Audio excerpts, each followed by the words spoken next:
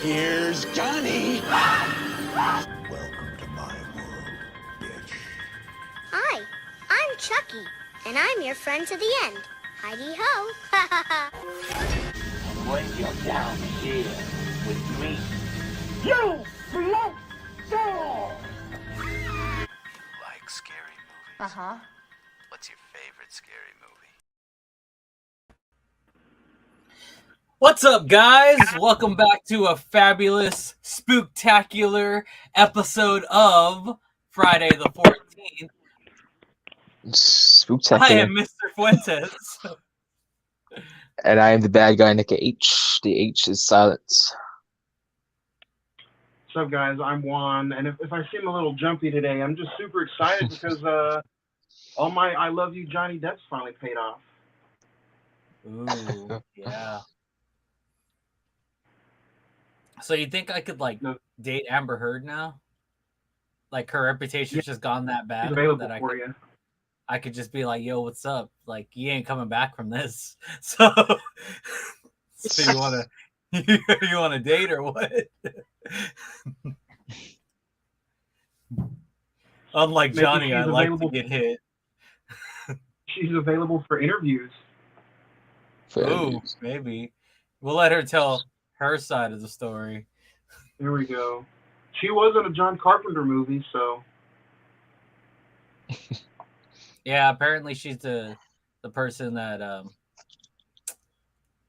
the guy in Zombieland slaps in the face with the toilet back or something like that, toilet top. I was like, oh, that is Amber Heard, huh? Interesting. It's so weird, like when you see movies of like actors before they get like really, really big, and then you go back and watch a movie, and you're like, hey, I didn't know that person was in this movie. Like, happens all the time to me. Just like, what? That person was there? They started talking about the chick who plays Ramona Flowers. What's her name? Mary something. Mary Elizabeth Winstead. Yeah, that chick. Or is it? She's gonna be in like some kind of movie coming up soon. I don't even remember what it was. But basically they're like, yeah, the man, what movie they keep saying? I don't even remember what movie they keep saying. Oh, the Birds of Prey star. And I'm like, no, the Scott Pilgrim star. I don't know what y'all are even like trying to do here. Like, no one even watched Birds of Prey. No one. I'm sorry. Final Destination 3. Chlorophyll 10 Lane. Gemini. How was y'all's week? Everything going well with y'all? Besides your internet and your yeah. Other than 20 minutes ago, it's a very, very good week. I was actually having a great week until about 20 minutes ago. Actually, yeah. I would have called it maybe one of the top weeks of my life. Honestly, it has been a very, very good week. Probably an hour ago, I was getting ready to watch Obi-Wan Kenobi and get ready to talk to you fine people. And then, boom, I got an alert saying my internet's messed up because of the storm that we had last night. And now I'm just like, nice. So, you gotta love technology, I guess. Hey, man, it's so good you're still able to be here with us today. Yeah, I'm excited. Well, alrighty. Nick, anything you want to tell the guys before we jump right into this movie? Tell the guys. The ladies, the guys. Ladies, the guys. The fellas. The cougars. Just thank you for tuning in to another episode of Friday the 14th. This should be a great show tonight. Despite Juan's bad luck. Sorry. But I mean, it is what it is. The show must go on. Glad you're on the show, Juan. And there's an announcement, but I think I'm going to save that towards the end of this episode. I gotcha. Well, then let's get into this episode today. So we are reviewing the 2018 Netflix produced Malevolent.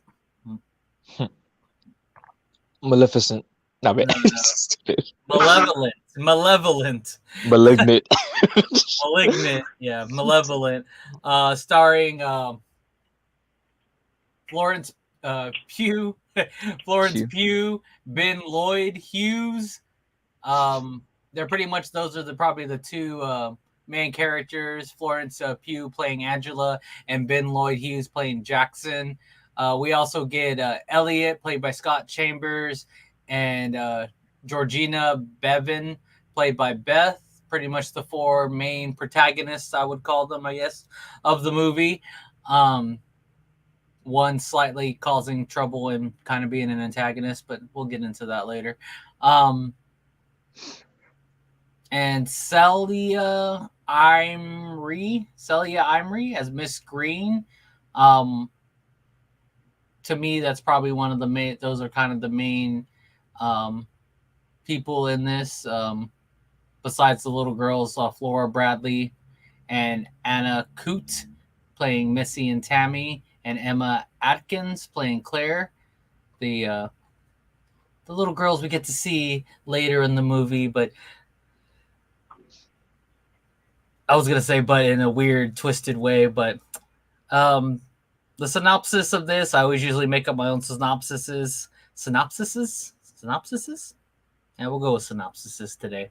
I always make up my own synopsis. So, a brother and sister paranormal duo are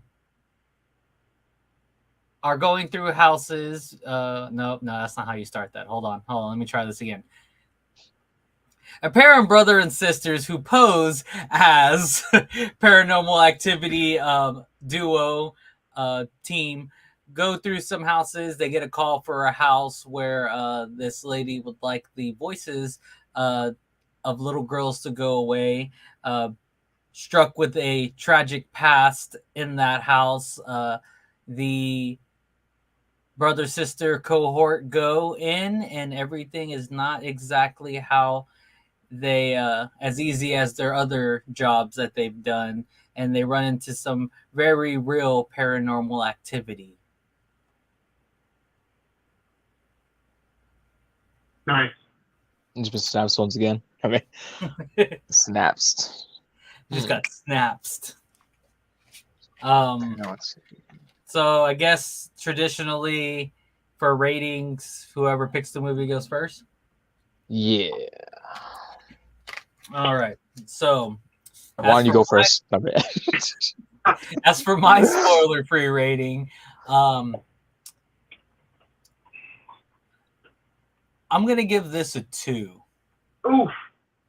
Oof. Oof. Yeah. You want me to go next, Nick? I'll give you the honors. So I did the big no-no of going in and looking at some reviews and some scores of this movie before I went and seen it. I got to watch it twice. I watched it on Monday night, and I watched it a little bit, probably about 3 hours ago. And spoiler free, I'm gonna give this movie a 3. Yeah, I can't really say much without getting into it. I'm just gonna say that this movie's got some vibes to it that I really, really enjoy. So 3 stars for me without getting into it, or three machetes. Sorry. Nick's about to slap that 5 on us. I know one of the main reasons why you're giving this that higher than so realistically I'm going for a 2.5, but generously I will give it a 3. I was gonna go for a 2.5, and then I was reviewing it before the podcast today, and there was just one scene that I was like, you know what? They don't even deserve. You just took off a whole 0.5 just for that. Oh no. But yeah, I guess we could whenever we get into it, we'll get into it, I guess. Um, so if y'all want to check out this movie, Malevolent, it is on Netflix. It is a Netflix original movie, so y'all can go there, check it out. Um, I do give it a 2, but to me, I wouldn't say you shouldn't watch it. I would definitely, I guess, give everyone their chance to talk about it. I does have, like Juan say, have some good vibes, horror wise to it, and but we'll get into it. We'll talk about it, and then y'all decide if y'all want to go on Netflix and check it out. Um, anyone want to start out with some things they liked about the movie? Likes, like some of the Yeah. Oh, go the ahead. camera shots. I was saying that as far as the I like some of the the camera shots, how they filmed it. But then there's some other parts where like it kind of dragged a bit. It's like, all right, that scene was good already, but you don't need to add in a little bit. Because there's a scene where she's like, you're following Florence Pugh, her character, and it's like, oh, you just keep following her, and I just feel like a creep walking from behind. That was Juan. That was Juan's favorite part. Like a few seconds is fine, or 4 seconds, but I feel like it went on for like 10 seconds. Like, oh shit. But I mean, it's a like and dislike type of thing for me. I'm not gonna lie. I had like real high hopes for this movie, starting from the beginning, because right in the beginning, I mean, it's not hard to scare me with a jump scare. Jump scares usually get me, but the very beginning had a jump scare, and it got me. I was like, oh shit, okay. Things are probably gonna. I had high hopes after I got scared a little, because I don't know. It's just like it's like tasting like a piece of candy. You're like, oh wow, okay, this is good. All right, and that was one of my more favorite scene was that one, right in the beginning off the bat, and then kind of building the what's the word character development right there in the beginning was pretty good. That scene was pretty cool, but unfortunately, it didn't affect me. No, but I was like, oh, we're starting off with a jump scare already. Okay. um, let's see any other moments that without giving away the whole movie. Because I feel like towards the end. Without talking about the ending right off the bat, I enjoyed how it led you to this movie could go like 3 different ways. So I do enjoy even though it's a very, very slow, methodical build of a horror movie, and then it throws you a little curveball here and there. It's really, really slow. Like it's just a really slow build up, and you have to just be patient with it. I think if you're not patient with this movie, then you're not going to care enough about the payoff at the end of the movie. You're just going to be done. This is one of those movies that it's just like a slow rising roller coaster, and then when it gets to the top, then here's where all the fun comes in. So that's some of the positives for me. It was a very different movie than I thought it was going to be. When you read the synopsis and when you look at the trailer, you're like, oh, this is kind of a knockoff Conjuring movie. And then when the movie starts, they throw a little curveball about them being like con artists, I guess. And then it just slowly starts building up to what you think it's going to be. And then the last 20 minutes, it completely just shifts you in a different direction. And you're like, hell yeah. At least that's how I felt. So. The concept as for them like con artists, it reminded me of another movie. I can't remember exactly what movie it was. I think it was like a found footage possession type movie. I can't remember which one it was, but they did a similar thing where they're trying to fake thing. I'm pretty sure there's plenty of other movies where they try to fake it. Although Florence Pugh, their character, she can actually see dead people. I don't know. That's already getting spoiler territory. Was it Ouija? Ouija, they kind of or either Ouija 1 or 2 was kind of, they were doing like playing games on people, and it came back to bite him in the keister. That might be one of the movies, but yeah, I'm thinking about it another way.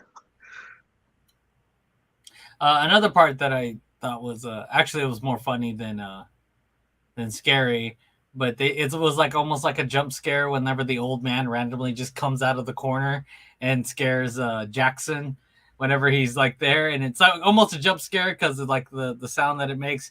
But then it's just a funny scene because he just walks right past really fast and doesn't even look back, no nothing, just like.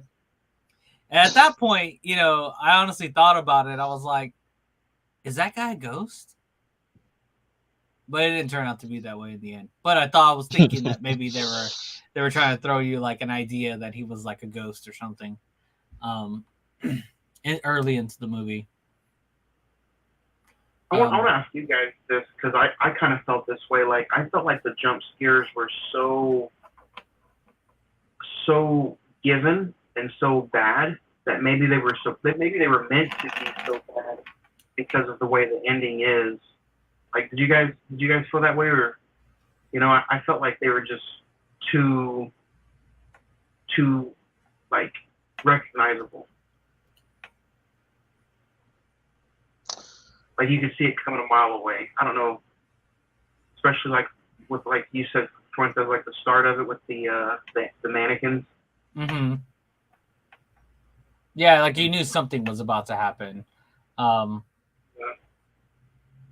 Yeah, I mean, those are the only two scenes that I thought they tried to get you with jump scares. I think the first one was a genuine, like I'm trying to get you with a jump scare, whereas the second one was more of like almost like it was making fun of itself kind of jump scare. Like it was almost like supposed to be a ha-ha jump scare, kind of like I think what you're trying to describe. But throughout the rest of the movie, after that, the old guy, like I don't think I found any other scenes that were really jump scares per se.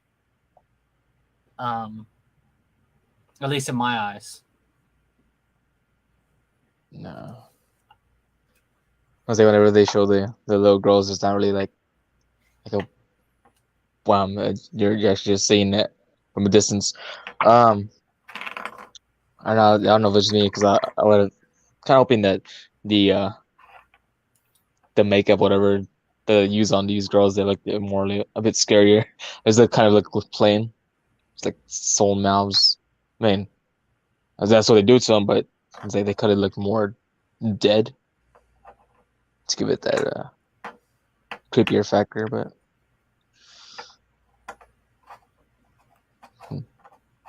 Yeah, this movie was very. I would almost think you had different parts of it. Like that's kind of what I just enjoyed about it. Maybe it's because I went in with like really bad, zero expectation. Like I thought this movie was going to be,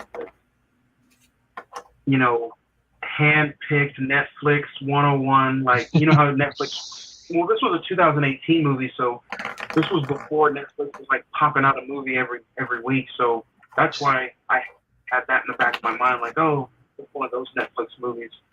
But this is one of those really, really done forward movies. Like she did this way before she did Midsummer, and so like you can really tell like she was kind of a fresh face in this movie, especially with some of the mannerisms that she gave during some of the nosebleed scenes, which I thought were pretty fun. But like when she was given like her like at the beginning of the movie when she fell back, or in the middle where she kept waking up from some of those nightmares, you know, you're like, man, is she herself getting possessed? That's I keep saying it, but this movie has like almost three versions in one film. I think that's what I enjoyed about it the most. Do you guys feel the same way with her, or did you guys like she could have been like a different character or a different actress could have been in there? And you're like, this movie's still kind of iffy. I feel like all you've been wanting to say this whole time was that Florence Pugh is hot. That's all I've been waiting for you to say, and you keep just like dancing around it. You can admit it; it's fine. Who's the hottest? Segment. No, I kind of get you. Like, I guess you know,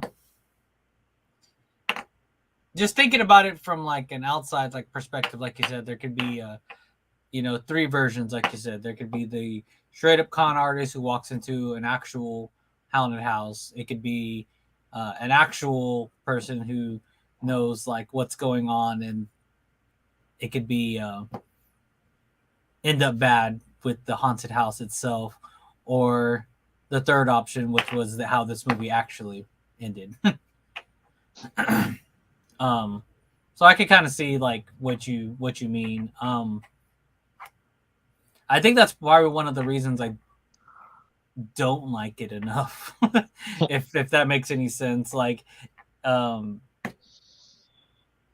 there was just something about the way the movie was done. Like by the time it got to the ending and all the quotation marks twists and everything, I was just like, I wasn't feeling it, like the way everything turned out. And I don't know why. Was it too slow for you? Like honestly, like by the time you got to the end, were you just like done with it already? You're like, you know what, this movie is just like super slow. All it does is like follow her from start to finish. It teases you as a ghost story this way, and then by the time the plot twist happens, you're just like, you're kind of done with the movie. I was like that on my first initial view on Monday. I was like, you know what, the ending is just, it's there, but I'm not satisfied with it. And it wasn't until I watched.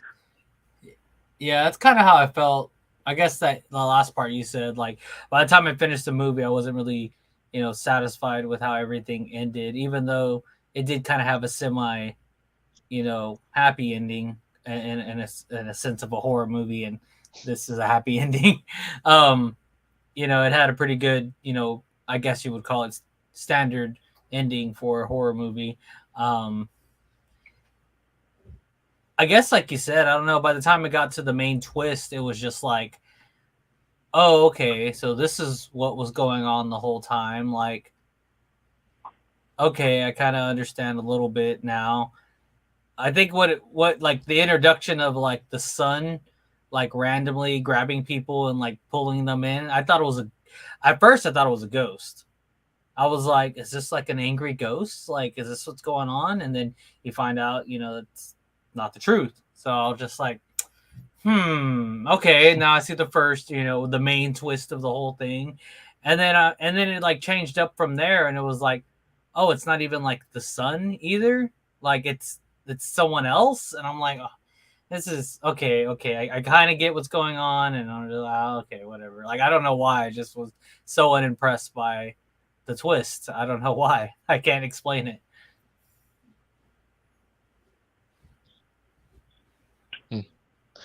Yeah. Yeah, the movie it did start off a bit slow, and I felt like towards it kind of rushed towards the end, like kind of just wrap up the whole thing.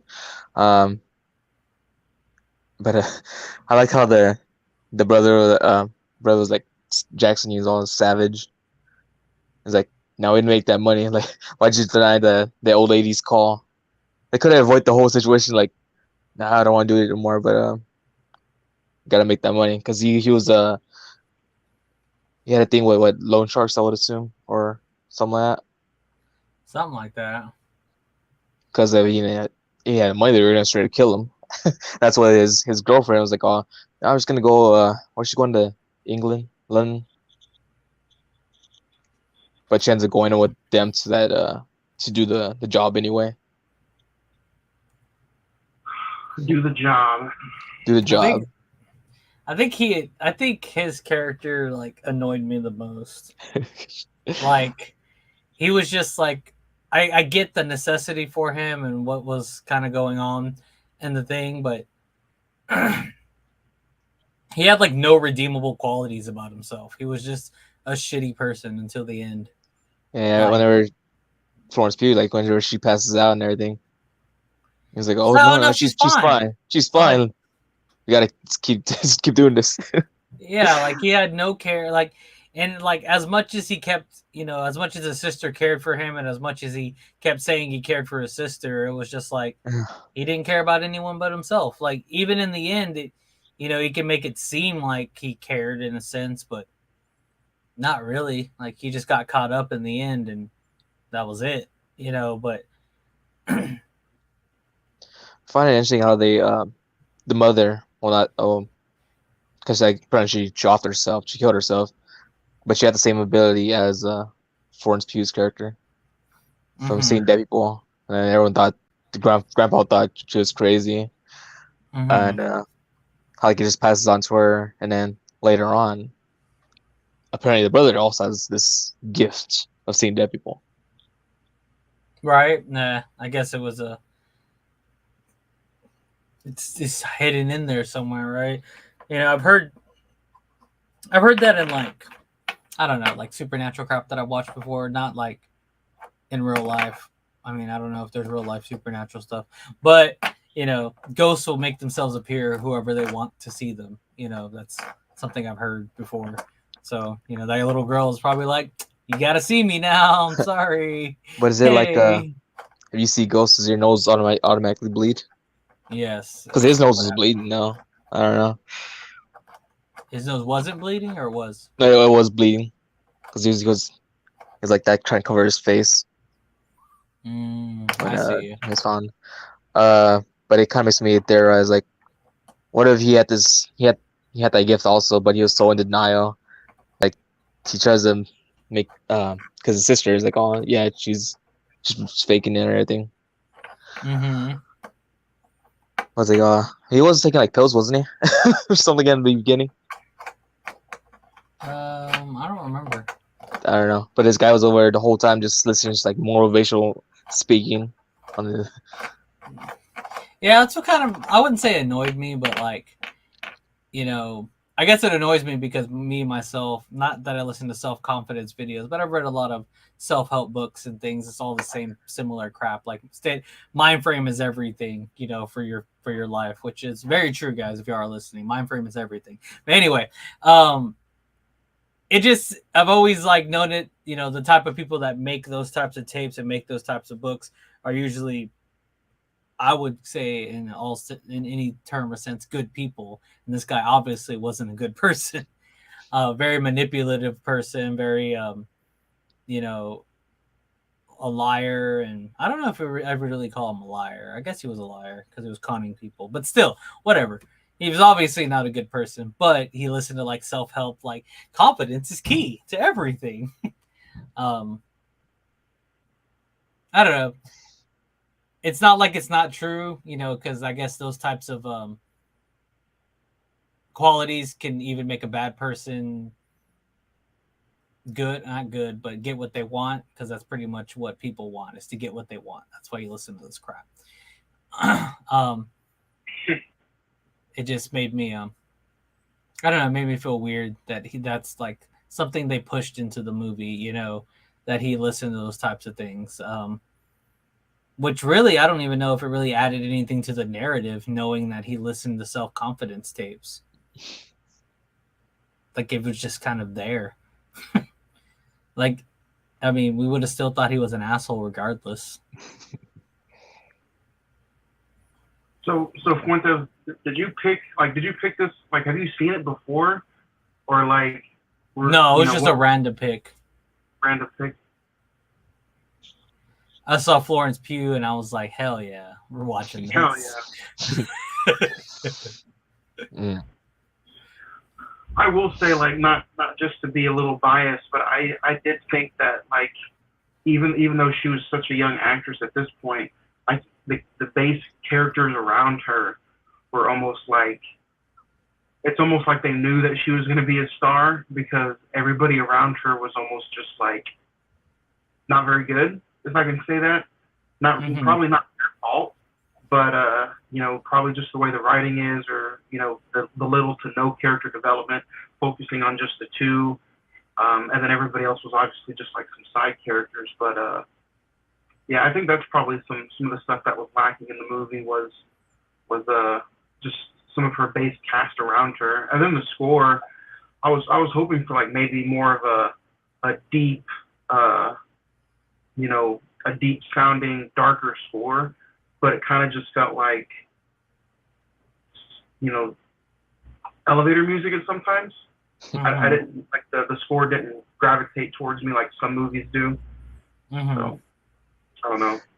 I like how you bring up the topic of the score or whatever, but to me, it was more into the soundtrack that was playing on the vinyl, the record player. I don't know what Oh it's yeah. called, but the music is like, oh, it's a nice little touch to the movie. Kind of wish I could have just look it up, but um, So kind of going towards more the end, I guess, because this, like I said, this movie kind of it touches itself like it's gonna be a. Oh, is that the type of movie touches we're watching itself. now? It touches itself like it's going to be a poltergeist kind of ghost story film, and then the ending just kind of like gravitates and comes out of nowhere. I enjoyed it more the second time around, just because the first time I was like, I really felt like how you did, Fuentes. I was like, I don't enjoy this at all. This movie was going that way and it went this way, but I was like, there has to be like some kind of reasoning behind it. So I watched it again, and I was like, you know what? It kind of reminded me of some other movies that I'm into.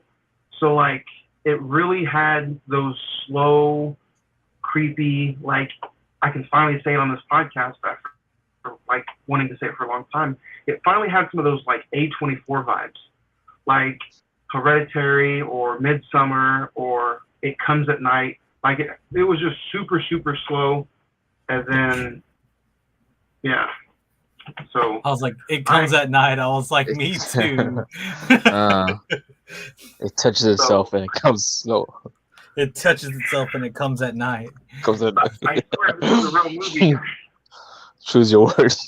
Mm. Oh no, I mean I totally get you. It definitely did. Like Nick was saying in the beginning of this podcast, like there was a lot of shots and like the color grade of the movie. Like a lot of the movie is like if you were just to look at the movie, it's beautifully like edited, done. It looks great. The shots were great. A lot of how everything was done visually was good. To me, it was just more of like, I guess, story. It wasn't as gripping as I wanted it to be to like make me stay attracted. Even though the visuals were great. Like I said, that maybe it's one of those, like you were saying, maybe it's one of those you need to watch a few times because now I know what's going on. The second time I watch it, I'll be like, okay, you can see the subtle hints now. Because I did watch it like a kind of a second time, but it was more of like a quick like overview. So it wasn't like a true sit down watching the movie a second time. But you start seeing the key points the second time around, like the mother like talked about like the kids this way, and then the next time the mother talked about the kids, you could tell like she threw in a little jab, saying like her son was a good kid. And then the third time she talked about the kids, it's like those kids were monsters. And it was just like, whoa, like you've had 3 conversations, in a 20-minute span about these kids, and you've went from you wish you could have gave them a better life to those kids were monsters. It was just kind of not weird, but it was kind of, you saw the progress as it went on. Like there was something up with her. I probably wasn't really paying attention to the detail, but they was there actual reason why for not her liking the kids at all or anything? Apparently they just wouldn't shut up. Like that was like literally from what it sounded like, they wouldn't listen. Don't shut up. They wouldn't be quiet. Mouse. Exactly. Like, yeah, that's exactly what happened. That's what it sounds like. They wouldn't shut up, so she sewed their mouth shut. I like how she tried talking about like her son was like already gone, but he wasn't gone, as you can tell towards the end of the movie. Yeah. Which I found really interesting because it was like you could like it even kind of makes more sense why she got mad when people talked about her son. Because it seems like, altogether her son didn't do anything. Besides probably murder the kids, but he didn't torture them. He didn't sew their mouth shut. He didn't do any of that. I mean, he just did what his mother told him to do. He was just a good boy. You did what mother said. You know, Just hold them down while I sold their mouths. exactly. Like, I mean, Yeah. it's, you know, when we say things like that, like, oh yeah, it's common sense. You know, people talk about shit like that, like in real life, like, oh, it's common sense. You shouldn't do this. Oh, it's common. Like, no, not everything is common sense, because if you're born in a jungle with nobody to like tell you the difference between right and wrong except this person, and this person tells you that, oh, you're supposed to do this and do it for me because I tell you to do it for me, then that's what you're going to believe your whole life. You're not going to know the difference between, oh, I wasn't supposed to kill that person. Oh, I wasn't supposed to do this. Like, it just seemed like that kid was over sheltered and just did what mommy said. That's it. Mama's You boy. know?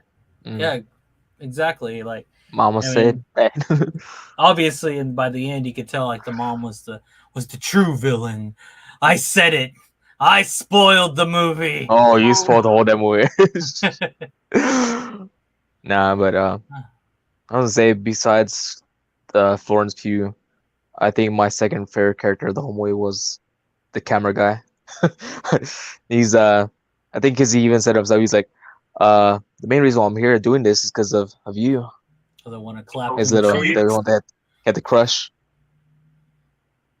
and then this guy was already taking a lot of damage throughout the movie. Like, he was kind of almost the hero of the story. I can say that, because he is the one that kills off the son. Elliot is a champion of champions, and if Angela doesn't give him the booty, I'm mad. I don't think he survived, did he? He got it, kind of, right? There was that scene where Florence Pugh's like, "Are you serious?" Because she can hear the. But that's from her brother, right? Wasn't that from when somebody else was getting it? Oh yeah, that was her brother. Yeah. Yeah. Or whenever the car, whenever they get attacked, he does get pulled out and just get hit with a shovel. That kid got hit with a shovel. So, he got he hit fell with to the a he fell to the saw, floor ceiling. fell to the floor. Got hit multiple times with the blade part of a saw, which I don't even know how like his arm didn't get chopped off or anything. Just kept getting hit by this saw and survived somehow. Is right? He survived at the end. I'm pretty sure he did. Man. Yeah, unfortunately. I was hoping that he would get his too. How dare you be a nice guy the whole movie? You know, nice guys finish last. Seeing that in the movie, like, it just reminded me of the character Red, played by Danny McBride in Pineapple Express. How he just wouldn't die just after all the stabs and all the shots, whatever. I was like, Red, you mean the guy that always wants to put a foot in my ass?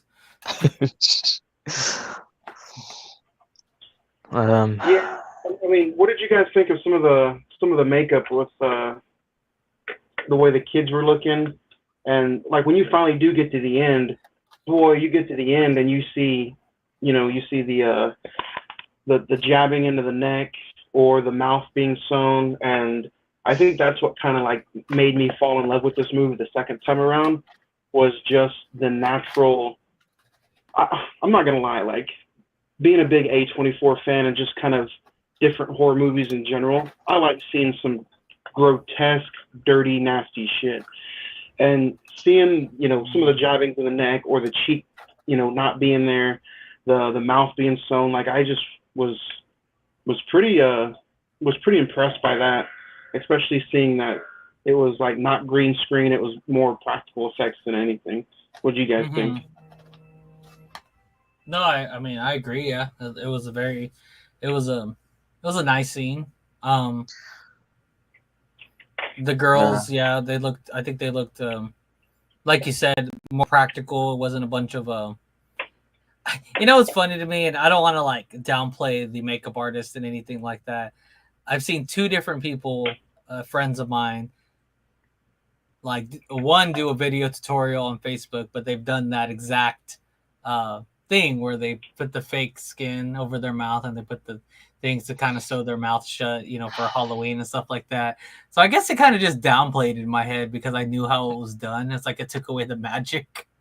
Like I was like, oh, I've seen that in real life. Like I could do that. I have friends that could do that. Not that it doesn't make it just as amazing or just as talented, but oh shit, Nick disappeared.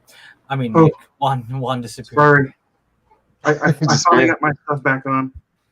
Oh, your internet's back. Yes. Oh, man, you sound more Wow. full. Sorry.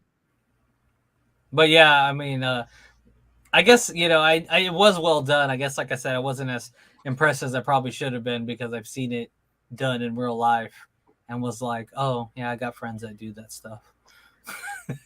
Well, I kind of said earlier in the show. Like, I mean, I liked it a little bit. I still feel like they could have been looked a little bit more deadlier or creepier. But What did you wipe it with, Juan? I thought you was were that- wiping it. You like took it down to the lower regions and then brought it back up. Like, It was just the sleeve. oh, okay. But that scene, just them standing there, I think that was executed nicely. I usually like just creepy things in the background. It doesn't always have to be popped up on your face, like just like background stuff.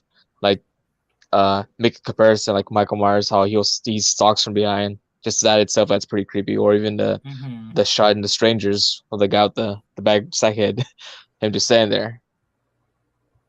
Yeah, this It kind of had that. Oh, go ahead. No, I was saying it had that factor in it. I did like that.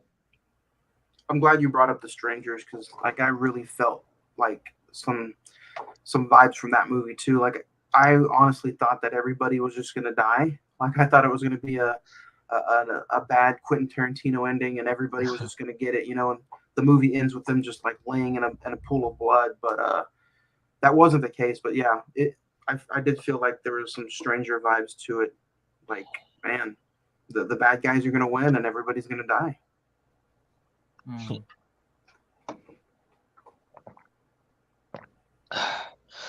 As far as the final battle, maybe this one gets cut off.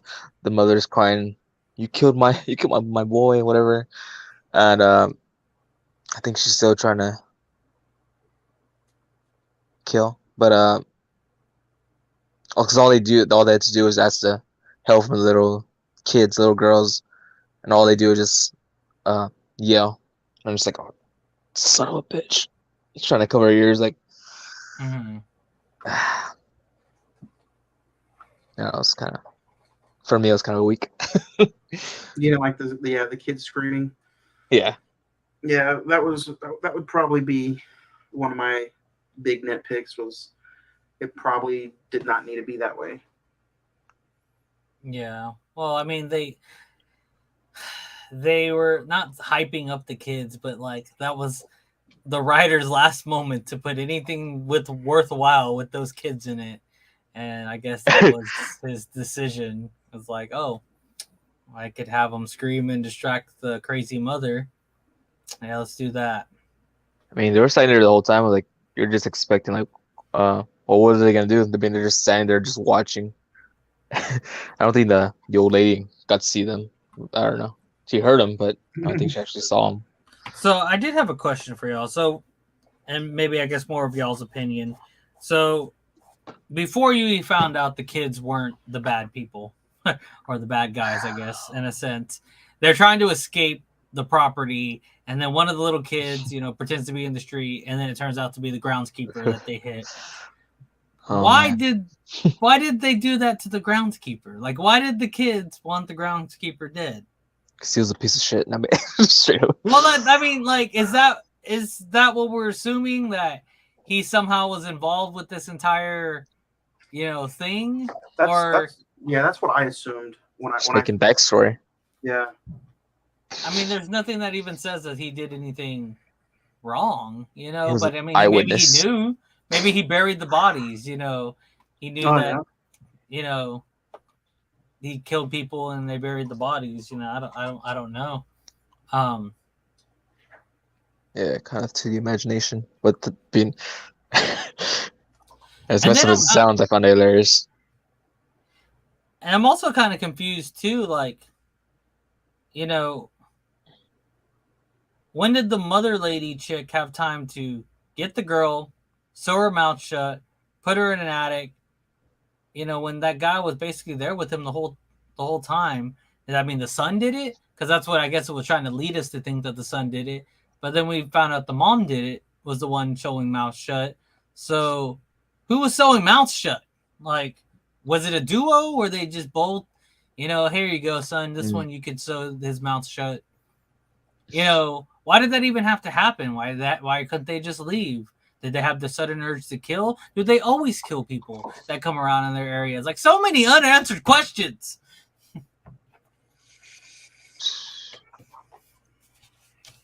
I think that's one of the main focuses of the point, as far as I could appreciate just a small point of it. 2 out of 5. 2 out of 5. I just assumed that the groundskeeper was in on it. Like maybe he knew but didn't tell anybody. Like kind of like how you just said. So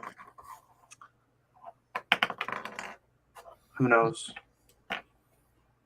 And I feel like this movie was maybe 15 minutes longer than it should have been. It felt like a movie that should be like an hour and 29 minutes instead of a movie that's like an hour and 43 minutes or an hour 145 or something like that. Yeah. Trim it down just a little bit. Trim some of the fat off of it. Yeah. Definitely. Yeah. I didn't hate it though. Like, what do I have the? Oh, it was an hour and 29 minutes. That's the pacing. Never mind. Yeah. But again, this is a British horror movie, and I'm not making fun of anybody from across the pond or nothing, but a lot of those like British movies, they really are just dragged, slow-paced kind of. They're more artsy over there. I mean, I didn't want to say it because I really don't feel like this movie is that like. What did we use? We used this word a few weeks ago. What was it? The elevated horror. I don't feel like this is like one of those movies trying to be that elevated. Mm-hmm. Yeah. But I mean, I thought it was. I thought it was called Malevolent. No. I thought they were just trying to talk about how guys are just naturally violent. Apparently not. So I do think the British I think they do have a different kind of feel to some of their horror movies, like the Babadook or some other stuff like that. But well, if it's anything like their comedy, which is very dry at some points, then that groundskeeper popping up from the corner probably made them laugh their asses off. That does explain a lot, though. It did make me laugh. I mean, I like British comedies and things like that. They're pretty funny to me. But I understand that they could be very dry to other people who just don't have that sense of humor at all. Did Florence Pugh? She didn't have a regular accent in this movie, did she? I think she did, right? It sounded like she was using an American accent. Yeah, that's what I was. Yeah, I think an American accent. I don't know what nationality she is. She's from the UK, so, and I'm kind of, I don't know why they didn't have some of them use their British accent, since this was a British-made horror film. I don't know. Yeah, it was in Glasgow. Yeah, according to the beginning, which I did think the same thing. I was like, everyone has very American accents. Like, it kind of seemed very strange to me because they were in Glasgow. I was like, well, what are you doing over there and having such an American accent? Y'all don't seem like Americans. Because didn't they say something in the way beginning? They're trying to get a fresh start, so I think they moved somewhere. Yeah, see, Nick, that's why you get paid the big bucks, man. Hell yeah. Well, like, I thought that was weird too. Like, they mentioned the year. It's like Glasgow 1986 or something. And it was just like, why? Like, why'd you need to tell us that? There was In no your other own time. timelines. There was no other timeline or no other like thing involved. You could have just said Glasgow. Why did you say Glasgow 1980? I guess to paint the picture for you, like this is 1986 in Glasgow. Like, yes, Set my the very American mood. mind knows exactly what that's like. Everyone has tape deck players. Listens to self-confidence videos. Yes.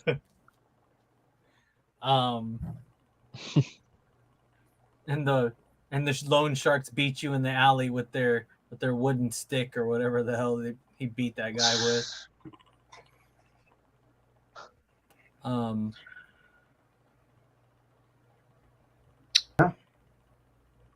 Yeah. That's about it. Nah, yeah. So that was our review of Malevolent. Please. No violence. But no, I mean, yeah, I mean, it was all right. Like that's what, like, that's what I always try to say too. Like, a 2 isn't great, but a 2 doesn't mean that it was bad. It just means you can watch it one time through, and that's it, man. That's how I feel, about it. I think when you're getting to the 1.5s and the 1s is where it's like, yeah, you probably shouldn't watch this, bro. My 3 was solely based on the climatic ending and of course Florence Pugh. The climax. Okay, the real reason finally comes out. Florence Pugh. Any taglines, guys? This movie didn't have any taglines in it. This movie didn't even have a tagline. We have to create one for it. Male violence. No bullets. Malevolent. Faking it can only get you so far. Ooh, that's a good one. Malevolent. This isn't about male violence. Well, it's,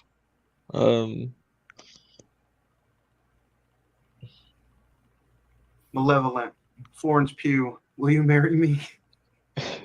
Oh man, that was my tagline basically. Malevolent. I'm only watching because Florence is in it, which is not far from the truth. Malevolent. I ordered a medium and got a small.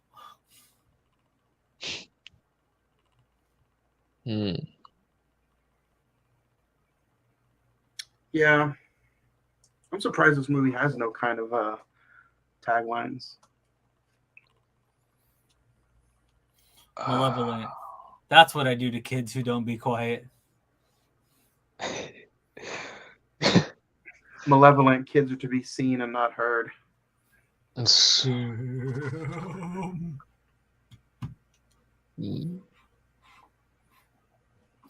Should we be careful what we're saying about these kids with recent events that have happened? How we would have ended it. So the ending of this movie, besides the bad guys getting killed off, Florence Pugh walks out. She hears someone. It's her dead brother, Jackson. That's his name, right? Mm-hmm. And he's like, oh, he's trying to find his girlfriend, which is already dead. You know that, but they're both dead now. But it's kind of it's a weird. I don't know if you can say happy ending. It's not really a happy ending. It's kind of a sad. But he mean this guy was a complete dick anyways. Like, oh, who gives a shit? But still, it's her brother. Mm-hmm. Just let her lingering on like Casper now. He has unfinished business, even though it's all ever be. He won't find his girlfriend. It's sad. But after that, where's she at? I forget where she's at. But she says, I'm not alone or something like that. Yeah, she's never really alone. Now, is that her brother or someone else?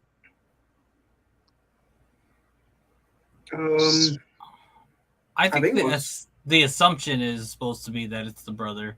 Yeah. Also, that line was the one that dropped it from a 2.5 to a 2 because it was just so predictable. It just said, "Don't say it. Don't you dare say it. I don't want to leave you alone. No, don't say it. Don't. I'm not alone." You said it. You couldn't get any more cliche than that. I think it should just ended it where the Carter brother just walks off. That scene right there. Yeah, even leaving out that line, like just ending it with her looking up and then just kind of like it would have made me feel better. Maybe ending on a happy note that what's his name? He said Elliot was the simp. The simp. He has to live, and him and There's some Forrest View strength in being a simp, apparently. they get together. I'm only alive because I love Florence Pugh. I would have just offed everybody. This guy. Florence View dies too. Yeah, like have some Romeo and Juliet kind of ending. Like everybody else ends up dying, and she's like, you know what? I'm gonna die the way my mom died anyway, by scratching my own eyes out. So I might as well just, what if the movie just ended with her doing this, scratching out her eyes? Like I said, I like dark shit. You like dark shit? Yeah. Dark shit. What about light shit, man? I need to go to the doctor, bro. Some theories. Well, what if her mother actually she didn't even kill herself? It was like a ghost that assisted. Or her mom was the not the groundskeeper, but her mom was like an assistant to the old lady. Who knows? It's a bunch of theories for his boy. Like it's all coming out. Theories. I think the only thing I really would have changed about the ending was what I just talked about. I don't think that last line was very necessary. It's too cliche. I didn't like it. But I think Miss Green definitely deserved more gore in her death than just a pick through the neck. I felt like maybe picked through the head multiple times, or maybe she found her own saw and lopped off her head. Something that was just a little more gruesome than a quick whoosh. That was it. And she was dead. Made me sad. Yeah. That's the only thing I think I would have changed. Everything else, I mean, what else can you really do? I mean, the movie ended how the movie ended. There's not really much, I think, to change it for the most part. Yeah. I don't know. I mean, it's British, man. I don't know what to tell you. It's British. A little dry down there. I'll remember that when I visit. Why is everything so dry here? I brought the lube.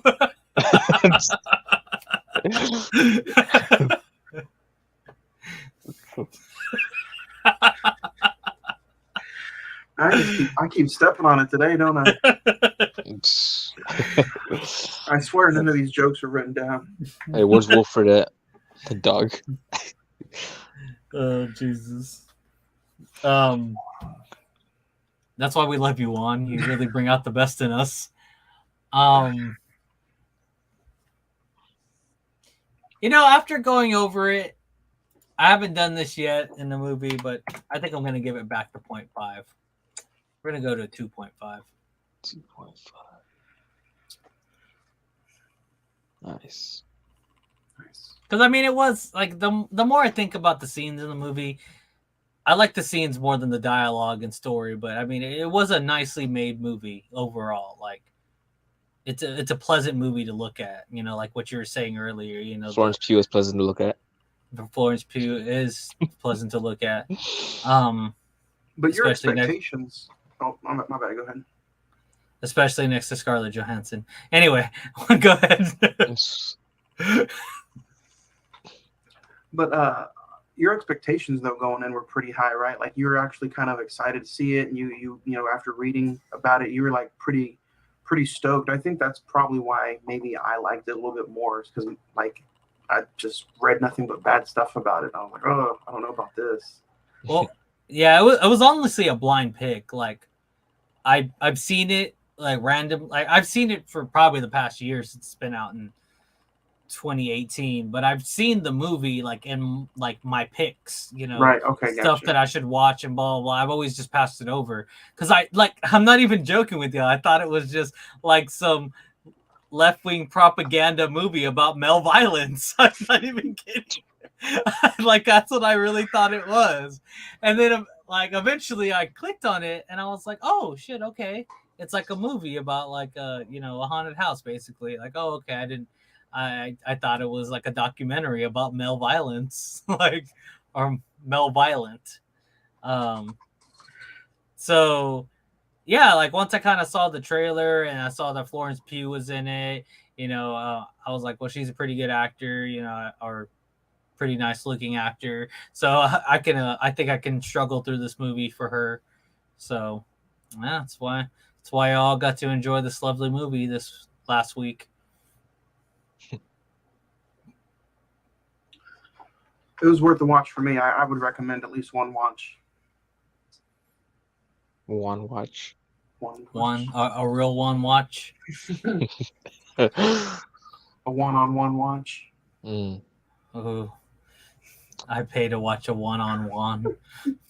I mean, it's just one of those other movies that you random pick that turns out to be a good movie. Can't say that for other movies that we done like that, like Nightmare Cinema. But Oh man, But next week or next time, like, do you have Shudder one? Shudder Yeah, right. That's what that's called, Shudder. Shudder, yeah. with Naomi Watts? No, the Naomi Watts. no the movie streaming service Shudder with all the horror movie stuff. Oh yeah, I used to have it, and then when they started putting their original movie content on physical media, I was like, oh, I'm just gonna buy the Blu-rays and then just cancel my subscription. I got you. Have you ever seen Nightmare Cinema? I have not. Is it bad? See, these guys don't like it, but really, it's what do they call it? Anthropology. Basically, Anthology. it's anthology. So it's like 4 mini movies in a movie. Basically, so it's 4 separate movies in one movie. The biggest beef that everyone had is Mickey Rourke. Is that his name? Yeah, he's in it. The Wrestler. Yeah. So everyone basically, and including me, everyone hated this guy. He was basically the caretaker, or whatever you would call it, the showman, the guy that was showing everyone the movies before the movie started. Because basically that was the idea, is that you went into a cinema.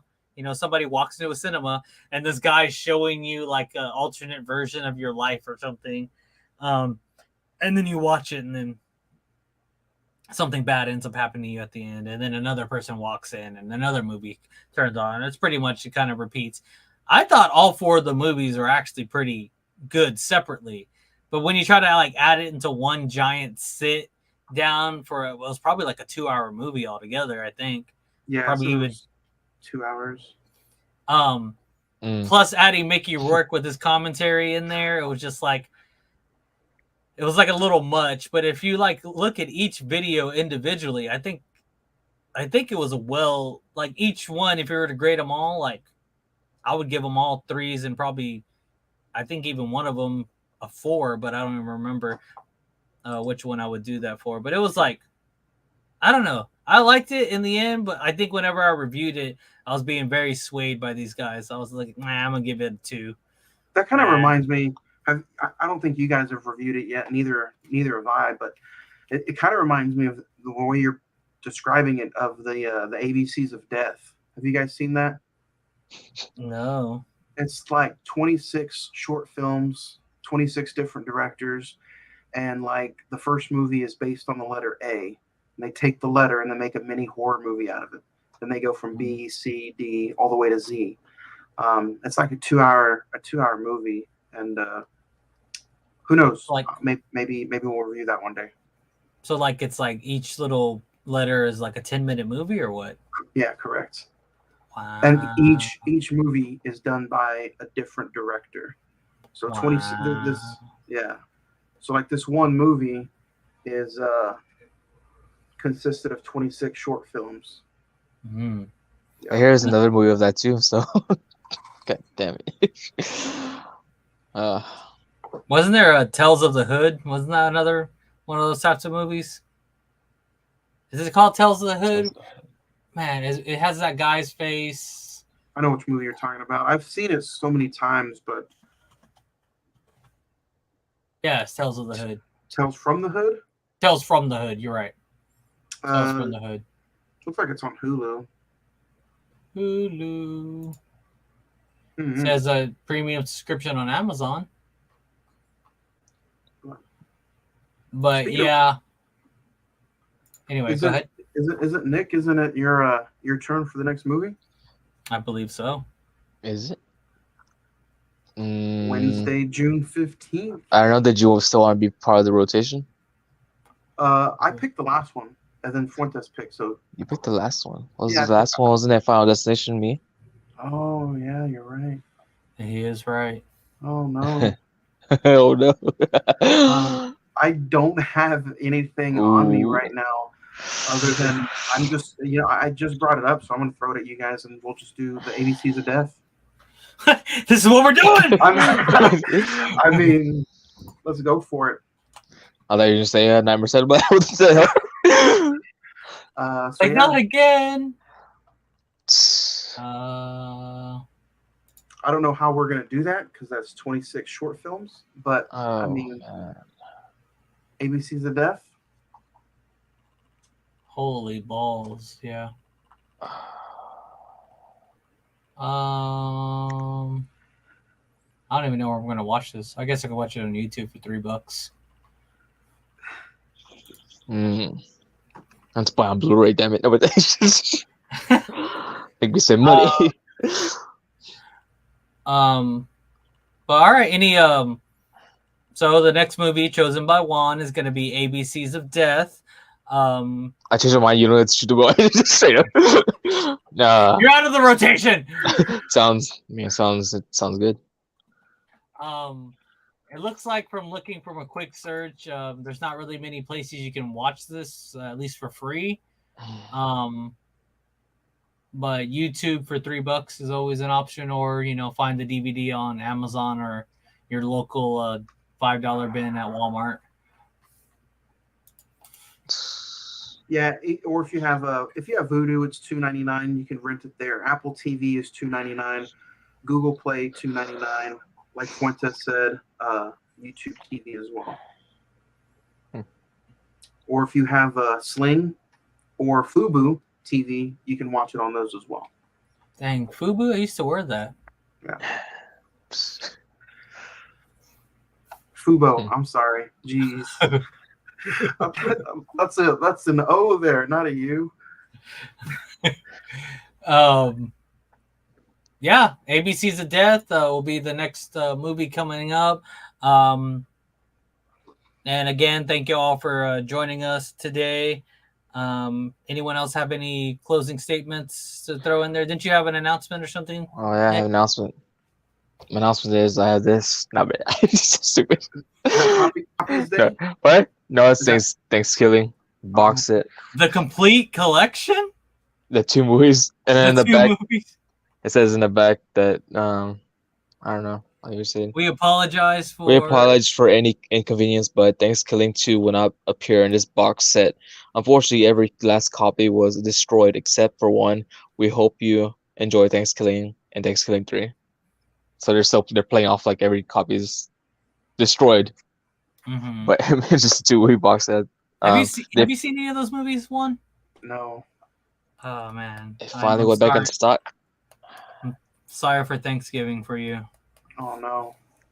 But that's not the real announcement, unfortunately. The big announcement is, I mean, if you follow us on our social medias, you might have been spoiled by it already. But in case you don't follow us on there, we're planning to do a major, big live stream on the June 25th at 10 p.m. This live stream will consist. This is like to be the big first thing for us because normally you'll see like maybe 3, 4, 5 of us on screen, but we're planning to take up the whole screen here with maybe like 10, 11 people maybe. That's You pretty can only put up girthy. to can only do 10 screens, but I mean if anyone wants to gather up together, put more people. But anyways, yeah. Um, anyone who's been a part of Wrestling Kingdom Entertainment or Emo Swap Productions, past, present, I can't say future because we're not there yet, but yeah. It's gonna We're be gonna an have all-star it's gonna be an all-star cast. There will be a special guest appearance by Robzilla. We're gonna Yeah. do a live. Me and Robzilla are gonna do a live performance on live. The halftime show. It's gonna be the halftime show. Yeah, but this will be celebrating for the 500 subs, but I know Franco wants to do a skit video before that, so be on the lookout for that also. So yeah, we're super excited about that. Like Nick said, we reached 500. If there's any questions or anything from past episodes or anything you want to know about past skits, let us know. We could talk about it on the live. Just generally anything you want to know about us as a brand, what we're planning for the future. We probably won't have an answer for you, but you can ask anyway. Stay up late with us. Yeah, it's at 10 o'clock, right? 10 o'clock. Yeah, 10 o'clock. And I'm sure it's gonna drag on to like 1 a.m. because we're not gonna even notice. Time's just gonna start flying by. We're just gonna be having so much fun with See, I was everyone. thinking about that. Like as far as duration, I don't think we can for like an hour. I don't think we could cover anything with the big lineup we have there. It had to extend to an hour and a half or 2 hours. I know everyone's not gonna be on board with that, but if it's gonna be a successful stream, it has to go for a longer duration. That was joking around with Franco. I was like, oh, so is everyone gonna get at least like a 5-minute spotlight time or something like that? I think we should all practice a song. We could all sing like in different like boxes. So Happy birthday. we're gonna start singing. Like hello, hello, hello, hello, hello. Hello, hello. It's all Nirvana. Oh, we can practice now. Hello. You go, ha. I go, ha. Oh, yeah. I'm dubbing the name as a once in a lifetime. I feel like it's very appropriate because we have once in a lifetime, but Franco's calling it a multiverse. I don't know. I don't think Franco understands it. Streams. I don't think Franco understands the concept of multiverse. The only way it's gonna be a multiverse if there's like 2 or 3 other me's on this platform, but hey, they're not. There might be. We should all come to the live stream dressed as Nick. it's a universe. We should all. Emo Swaverse. Oh. I don't know. multiverse of Emo Siwa Productions. But multiverse means that there'll be different variants of ourselves. I guess you're right, man. There can only be one. I guess we're all gonna have to dress up as Nick. But I have an idea. You're gonna dress up as Nick too? No, Nick 3? unfortunately not. No. As far as starting, I have an idea.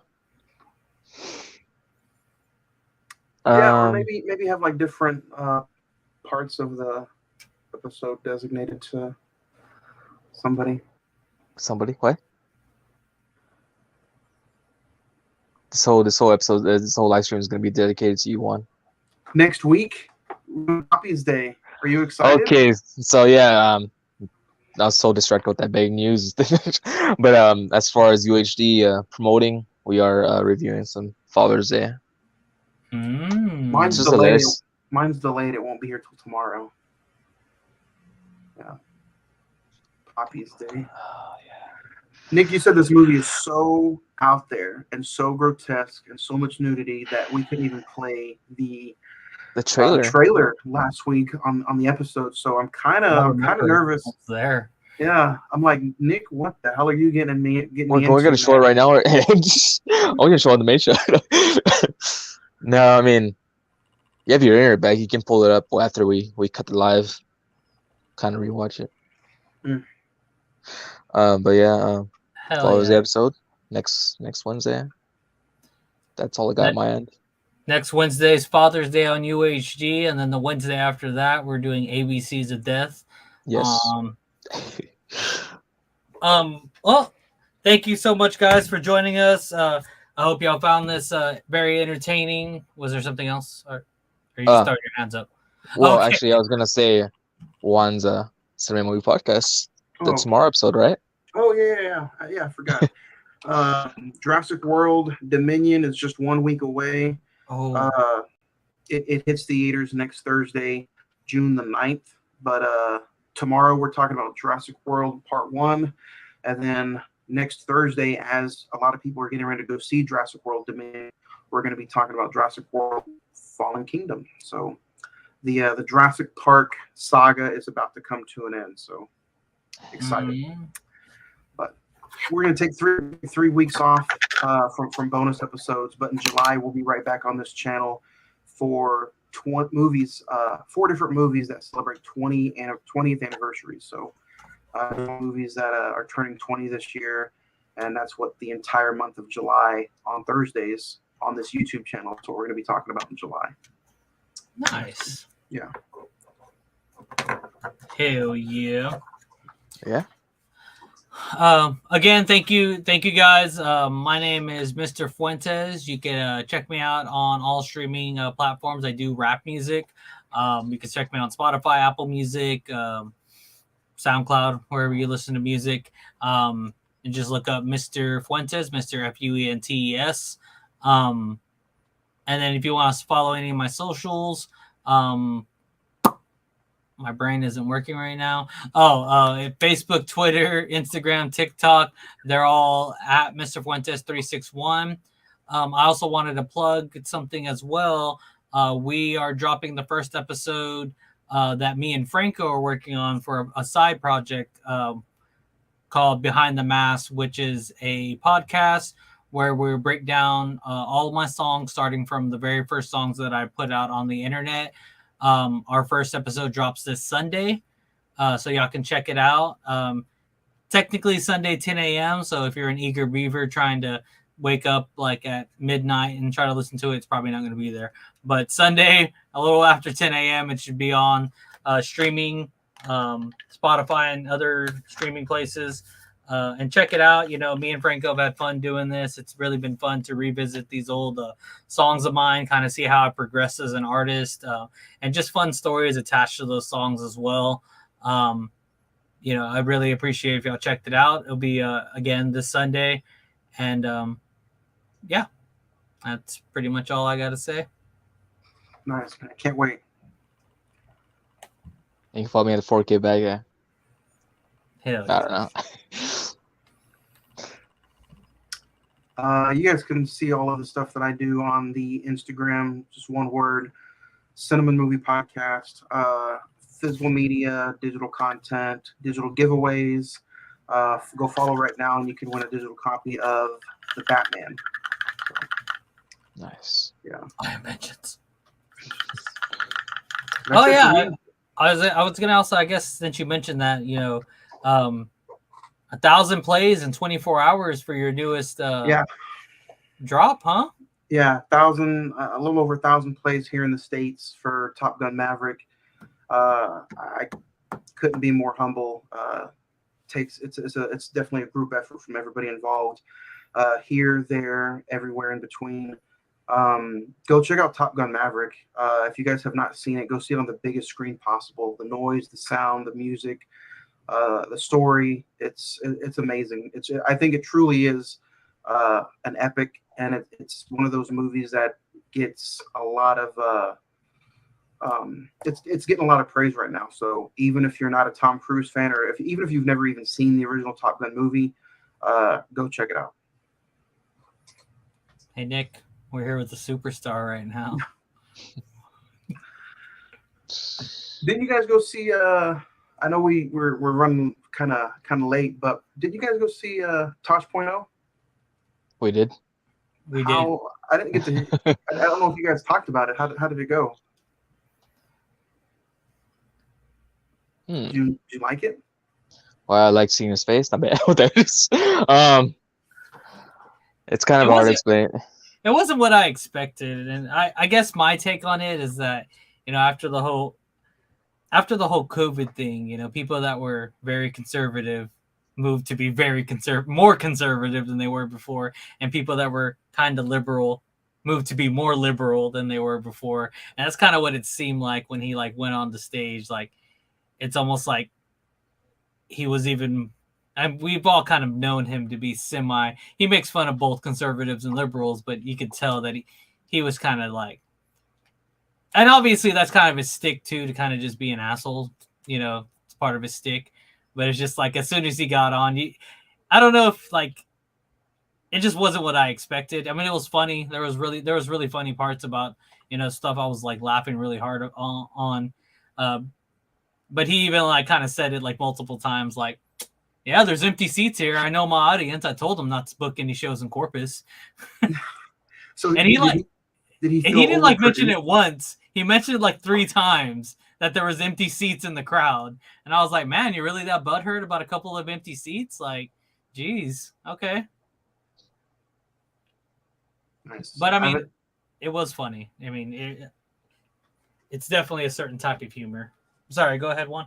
No. I just wanted to ask you guys about it. I know you guys were kind of talking about it leading up, but then I didn't get to ask you how it went. So, did he feel overproduced? Maybe like he was maybe told to tone it down. No, not really. Honestly, No. he felt like he was just talking more of his truth that, you know, he would probably talk about.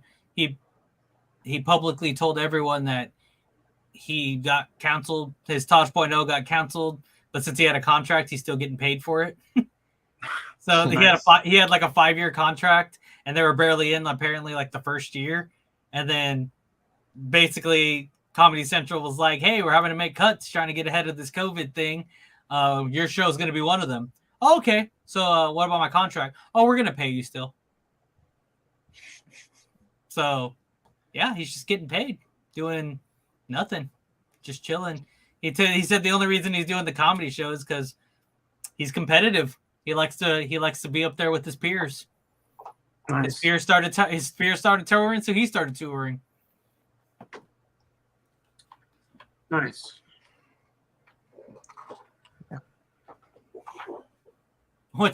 I've been talking the whole time. What's your take on it, Nick? Maybe it might be because I've heard most of all his jokes, so I don't know. It was a nice set, but compared to his other stuff, I think it wasn't as I was expecting. But I mean, it's still awesome experience to actually see him, because he said it had been 20 years since he's actually been out in the area over here. Mm-hmm. But, Yeah, I guess like to point out to Nick too, like that was kind of cool too. Like, you know, it wasn't like watching the same comedy special. Like he's semi interacted with the crowd, even though we're explicitly told right from the beginning, do not heckle him. We will kick you out. there's a couple of people like just heckling out there. There Saying was a few stupid shit. hecklers.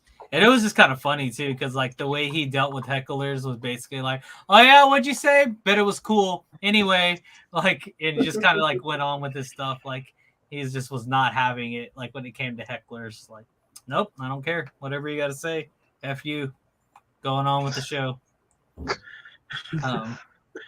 Which I mean, that's a way to take it, you know. Also, but I think, you know, and I don't want to be that guy because I'm not a comedian, so I don't know what it's like on stage. I'm sure it's very stressful to have a heckler come up and tell you something in the middle of an act, and you know you practice these skits, so I'm pretty sure you know there's a flow to it, and when someone breaks that flow, it can be very frustrating. I get that, but I also think hecklers are what make a show unique as well, because if not, then you are getting the same exact show you're getting when you're watching a comedy special, and I want something a little bit more bang for my buck when I go and watch a comedian.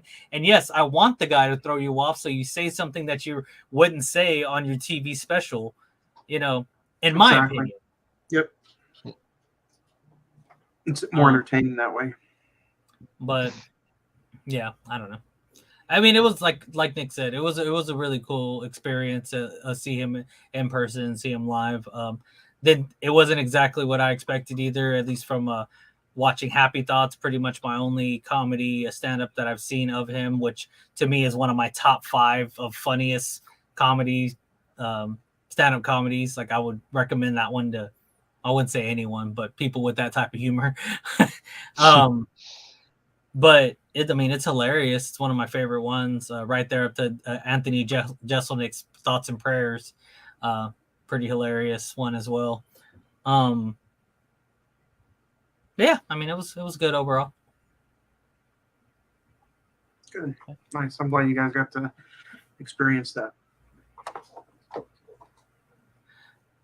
But alrighty, guys. Well, I think this is it. We've let y'all into our lives a little bit more than a little bit longer than I think we should. No, I'm kidding. No, thank y'all for joining us, and we appreciate it. We'll see you next week. Well, you'll see these two guys next week on UHD for Father's Day, and we'll find out who's really the father. All right, you have a good night, guys. Thank y'all. All right, folks, always been the bad guy. See y'all later.